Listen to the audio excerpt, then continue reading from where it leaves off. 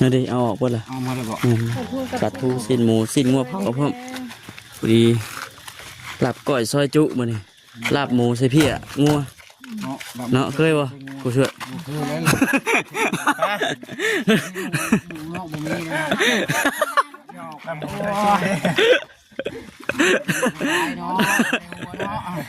ลาบหมูใส่เพี้ยเนี่ยอะไรที่ว่ามันคือลายมันเป็นผลเสียตัวเองบ่ให้เฮ็ดเนี่ยใดมันเป็นผลเสียต่อสุขภาพมันบ่แล้วก็รักษาสุขภาพเจ้าของนั่นแหละพักผ่อนให้เพียงพอหัวใจมันเต้นช้าอยู่เนาะให้เป็นนั่นแหละไปก็บ่อยากเป็นพี่น้องไปว่าซั่นเนาะมันเป็นอย่างนั้นเด้เป็นก็มาอัปเดตก่อนพี่น้องอัปเดตอาการแล้วก็ทั้งมีทั้งแม่เนาะแม่ใจดีเพิ่นซื้อเครื่องของมาให้ไปคิดเองเป็นสะพานบุญก็เลยว่าเอาของมามอบกับน้องก่อนหมู่เพิ่นอุดหนุนบ่จิต5 โล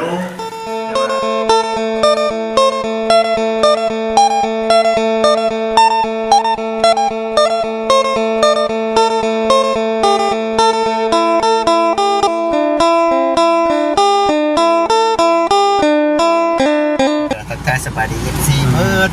ผู้คนเลยสิได้เอาเครื่องไปให้น้องดาวเนาะดาวก่อนน้องไปทุกท่านสบายดีนะพี่น้องเด้อให้น้องเพิ่นก่อนเรื่องอาการและเมื่อวานนี่พาเพิ่นไปหาหมอได้แน่บ่ครับอยู่ก็คือว่านี่แหละมีแต่พยายามนั่นแหละรักษาสุขภาพตัวเองเบิ่งแย่งตัวเองนั่นแหละหมอเพิ่นว่านี่แหละอะไรสิว่าบ่คิดหลายก็บ่คิดเนาะเนี่ยใดที่ว่ามันคือลายมันเป็นผลเสียตัวเองบ่ให้เฮ็ดเนี่ยใดมันเป็นผลเสียต่อสุขภาพมันบ่แล้วก็รักษาสุขภาพเจ้าของนั่นแหละพักผ่อนให้เพียงพอหัวใจมันเต้นช้าโอ้อันตรายนะแบบนั้นหัวใจเต้นช้าเต้นไวก็บ่ดีคือกันมันบ่ปกติเนาะเต้นช้ากับเต้นไวนี่ก็อันตรายหัวใจเต้นเร็วนี่หัวใจเต้นช้านี่ดิเกินไปบ่นี่พอน้องหมายมาก็ละได้บ่บ้านเองพูดเลยไปไหนคุณอย่างว่าไปเบิ่งน้องเพิ่นว่าไปกินยาแล้วบ่ตอนนี้บ่ได้ค้างคืนบ่ได้นอนอยู่เปิดกระจกไว้หน่อยนึงจะมาเอาบ่ฮะ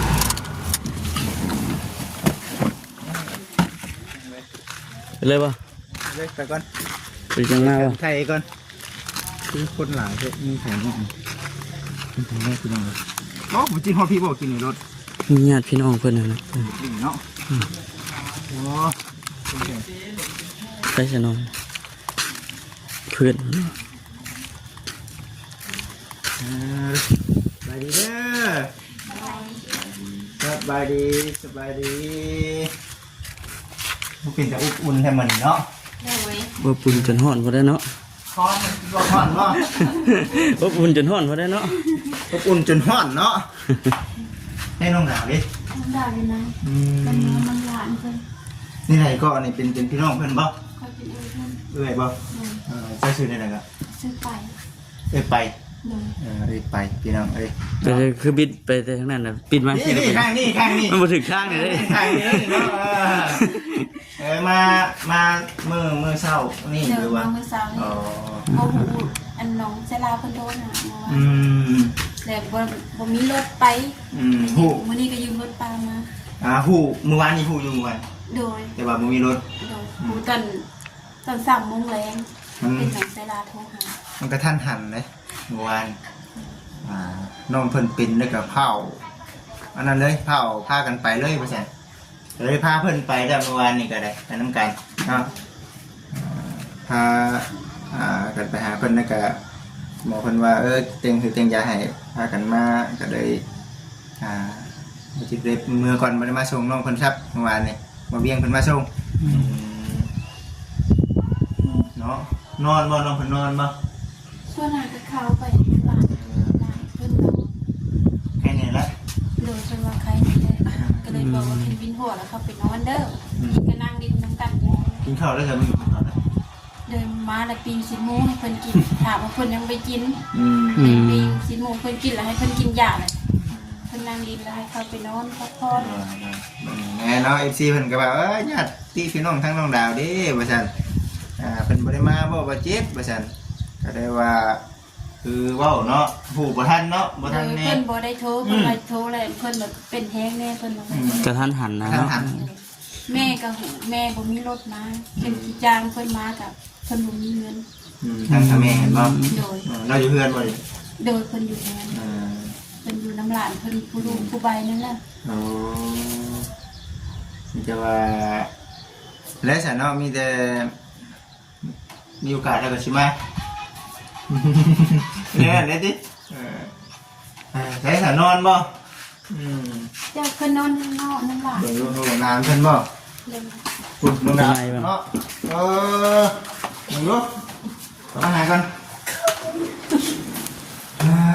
สวัสดีเด้อไปไหนแล้วนี่ไปไหนแล้วไปไหนแต่เนาะแบบนี้ชีกับชีโบได้เป็นพวงบันได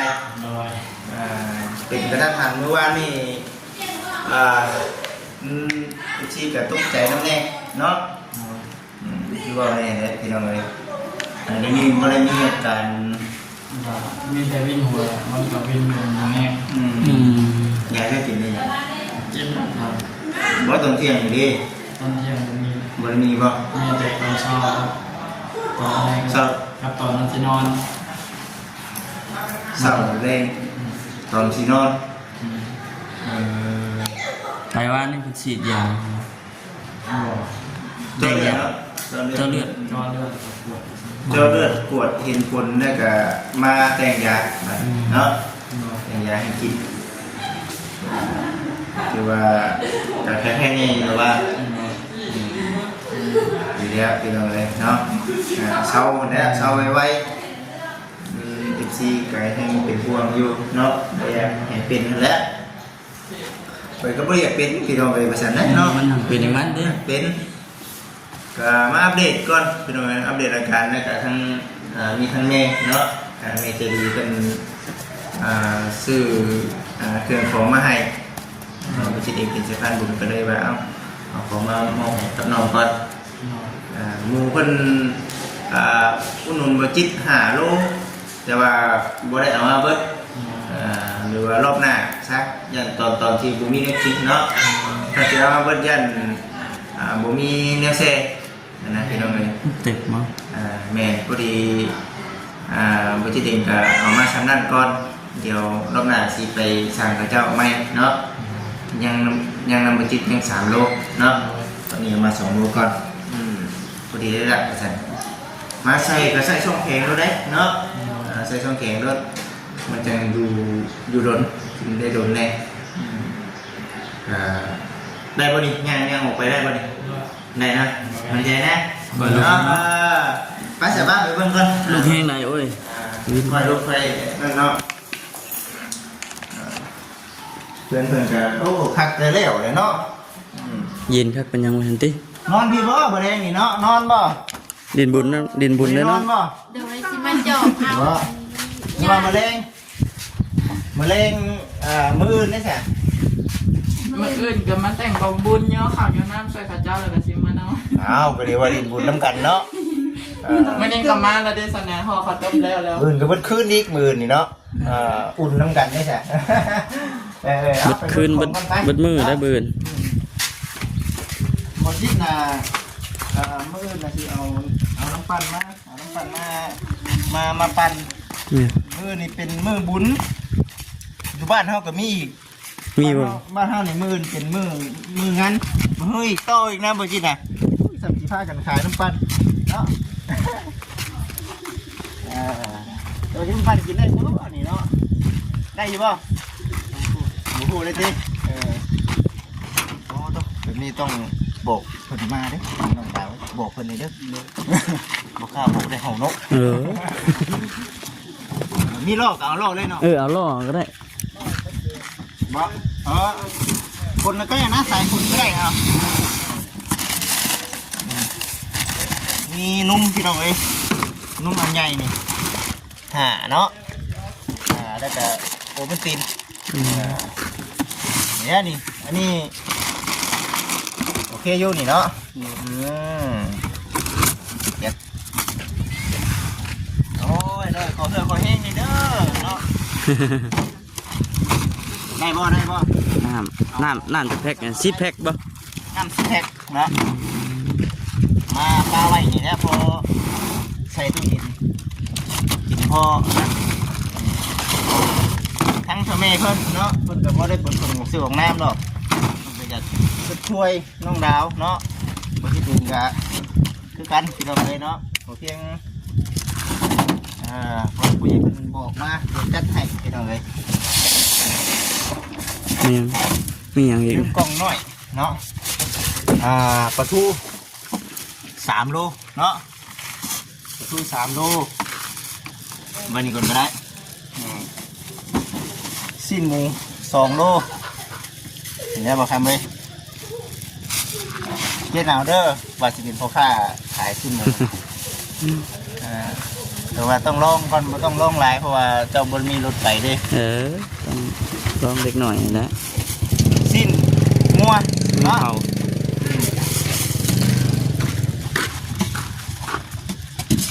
นี่ได้แหละลาบสิ้นงัวเริ่มเด้อมันนี่เด้อเนาะลาบสิ้นงัวน้ำแน่สิ้นหมูก็ได้นี่มาสิ้นหมูเขากินเลยแต่ปลาทูกินเลยลาบสิ้นงัวนี่เด้อมัน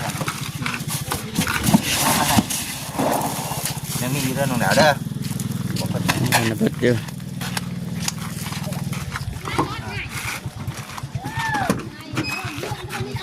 เนาะเดี๋ยวไข่ปุจิตชื่อมาเป็นมัดเนาะตัวอยู่ข้างด้านมันผูกมัดได้เด้งออกข้างนอกไป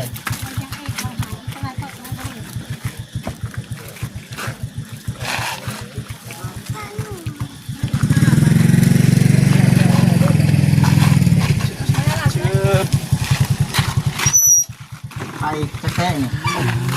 สบายดีเด้อไอ้เด้อไข่ได้นี่ไข่เป็นเนาะโอ้ไข่มาให้ไม่ยั้งในทางนั่นดิเอาออกหมดละเอามาเลยบอกปลาทูสิ้นหมูสิ้นงัวเผาเพิ่มพอดีลาบก้อยซอยจุมื้อนี้ลาบหมูใส่เพี้ยงัวเนาะเคยบ่กูช่วย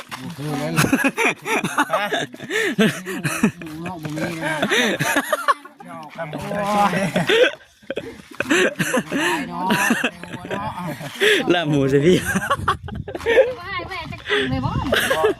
ได้เงินเนาะเอารถก็ได้กันปัจจุบันกินซิมเบิ้งได้ให้ขนาดไหนจังโอ้นั่นแน่ซิมเบิ้งเนาะ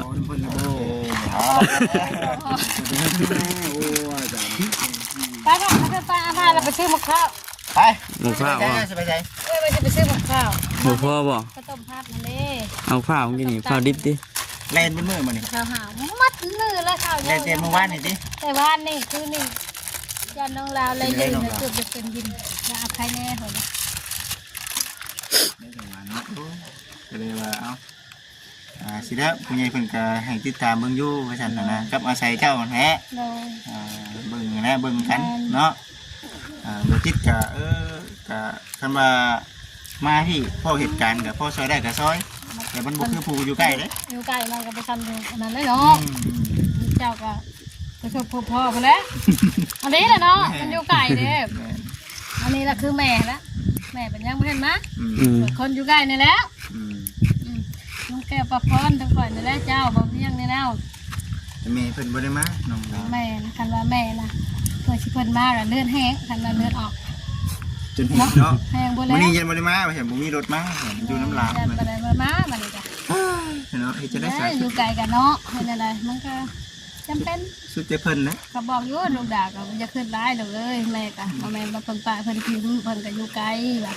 ขอบใจไปบ่ได้แล้วเนาะ ก็เอฟซีสิว่าแม่ก็บ่มาอีกเนาะก็เฮ็ดได้เดี๋ยวพี่น้องเพิ่นบ่มาเด้ค่ะ เนาะกันน้อยยังว่าบ่มานะเดี๋ยวทำนะด่าแล้วโอ้มาในใหญ่แล้วเนาะไว้ก็ลาก็สิมีเหตุผลของลาแล้วเราจังบ่มาเนาะเราการลานคันหยังแล้วมีวันใดแล้วเฮาก็ แล้วแต่ พูด เพิ่ กัน นมา ครอบ เนาะ ครัวเพิ่นเนาะตัว แม่ นี้เนาะ เฮาก็บ่อยากยุ่งยากเลยว่าเลือกพื้นของคนอื่นว่ะอยากให้คนเว้าเนาะ เป็นให้เนาะเสือ เอานี่แหละกันพูดมาได้ก็มาเนาะพูดคาเวียกกับอยู่อันนั้นเฮาบัดมันบ่จักคานะคือว่านี่น่ะมา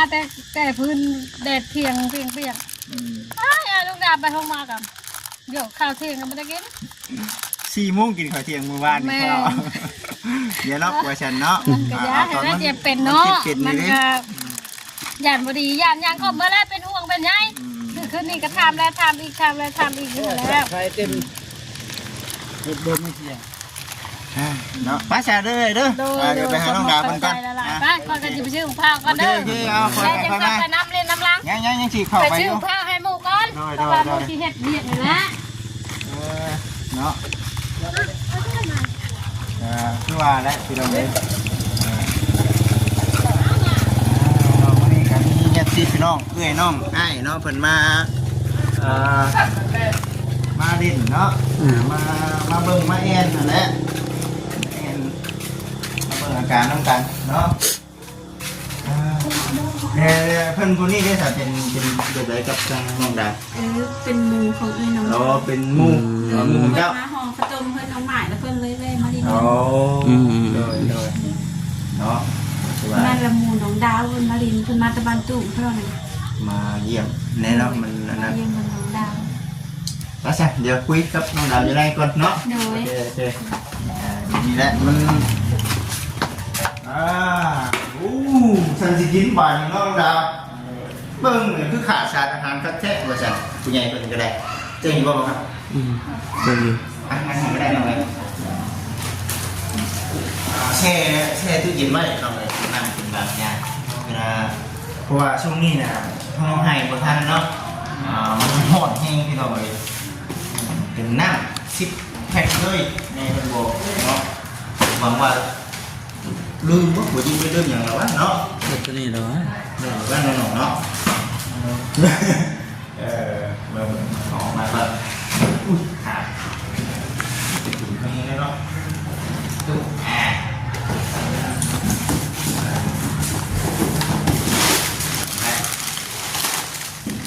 ซุ้มเนาะ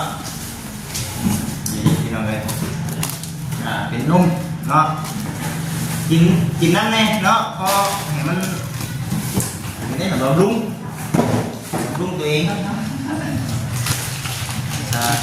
ก็ขาดเจ้าของกินเนี้ยมันรุ่งตัวเองแหละเฮ้พี่น้องเลยผัดไปแล้วเนาะคักกะดีกว่านี่ เป็นชิ้นหมูกับชิ้นงัวก็มีเหมือนนี่แต่ว่าชิ้นงัวนี่บ่จิต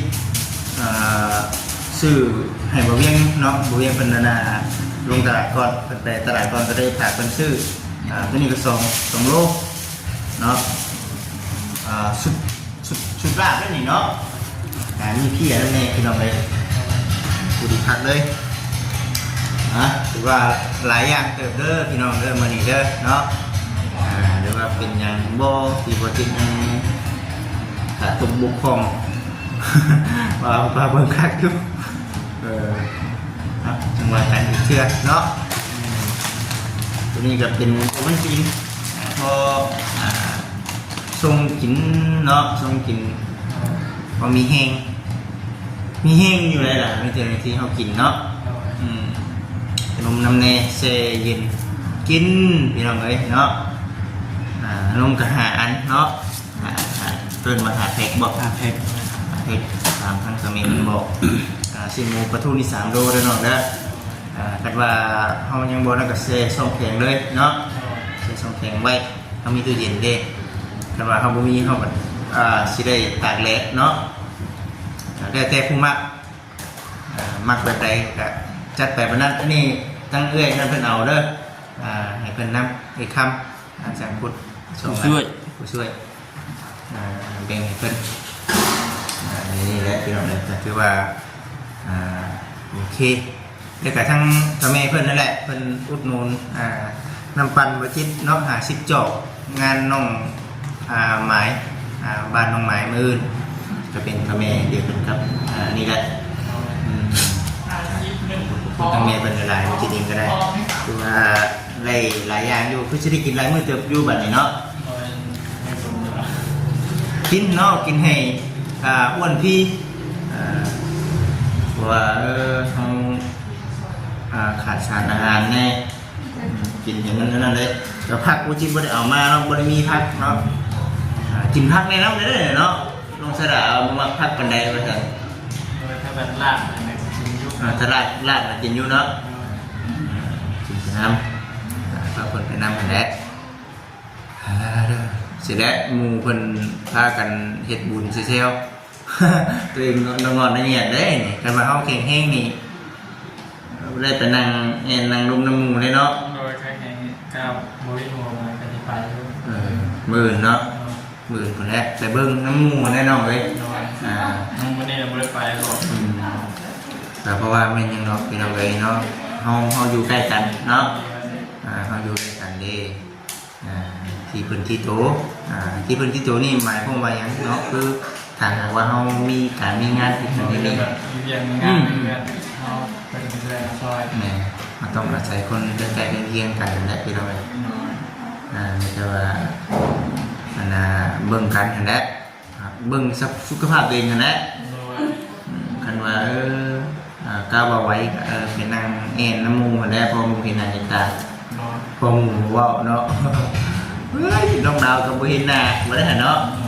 เด้อมีการมีงานชิบูไปร่างถวยซอยได้น้องหมายว่าเนี่ยว่าอยู่กันเป็นอย่างนั้นแหละเคยูมันนี่ก็ได้ถ้ากันซื้อของแก่ของมานำบ่เวียงเพิ่นเต็มขั้นรถว่ามื่นคนละพอกันไม่มื่นเนาะจริงแต่แม่กับน้องขอบคุณทางสามีเพิ่นเนาะเพิ่นบ่ได้ประสงค์สูงแน่แน่นอนเด้อการที่ว่าขอบคุณเพิ่นได้สิ่งที่ว่าประเทศให้เนี่ยเพิ่นก็จะให้น้องๆเนาะมีอยู่มีกินไว้นี่แหละให้รักษาสุขภาพตัวเองร่างกายแข็งแรงแล้วเนาะต่อไปในอนาคตเขาก็หาเงินหาทำอยู่แล้วเนาะต่อไปก็รักษาสุขภาพตัวเองแหละไปน้องเลยขอบคุณทั้งแม่พันเนเนาะขอบคุณแล้วทางแม่จะซื้อในบุญกับทีมหายขอให้แม่จะ